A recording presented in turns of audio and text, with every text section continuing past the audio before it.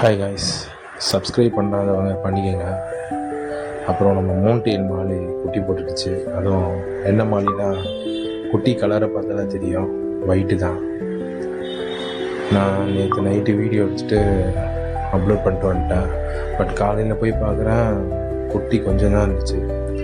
அதுக்கப்புறம் சரி ஓகே, இதுக்கு மேலே வச்சுட்டு இருந்தேன் ஹேருக்கு ஆகாதுன்னு சொல்லிவிட்டு 2 பேரண்ட்லையும் மேலும் ஃபீமேலும் எடுத்துகிட்டு பக்கத்தில் அந்த சன்ரைஸ் மாலி கூட விட்டுட்டேன்.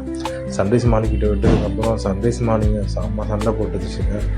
ஆனால் இருந்தாலும் எனக்கு இப்போதைக்கு இடம் இல்லை. தொட்டி இருக்குது, ஆனால் தொட்டி செட் பண்ண முடியாத நிலமையில் இருக்கிறதுனால நான் அப்படியே சரி ஓகே விட்டுட்டு ஆஃபீஸ் போயிட்டேன். திருப்பி ஈவினிங் வந்து பார்த்தேன், கொஞ்சம் அமைதியாக தான் இருந்துச்சு.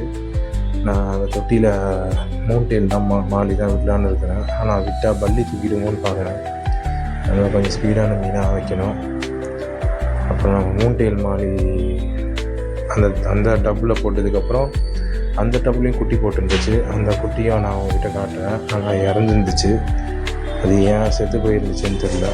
அதனால் இல்லை கடிச்சு போட்டாங்களான்னு தெரில. அதில் பாருங்கள் ஒரு குட்டி இருக்கேன் பாருங்கள். அப்புறம் நம்ம சன்ரைஸ் மாலி ரொம்ப அழகாக இருக்கு பாருங்கள், பெரிய மீன் ஃபீமேல். ஆனால் அது மட்டும் இன்னும் குட்டியே போடலைங்க. என்னாச்சு ஏதாச்சுன்னு தெரில. நான் கூடிய சீக்கிரம் இதோட ப்ரீடிங் வீடியோவும் போடுவேன். ப்ரீடிங் வீடியோ ஒன்றும் இல்லைங்க, மேல் ஃபீமேலை சேஸ் பண்ண அவ்வளோதான். அதில் சிலதுங்க குட்டி போடும், சிலது குட்டி போடாது. அது இதுவும் ஒன்று நினைக்கிறேன்.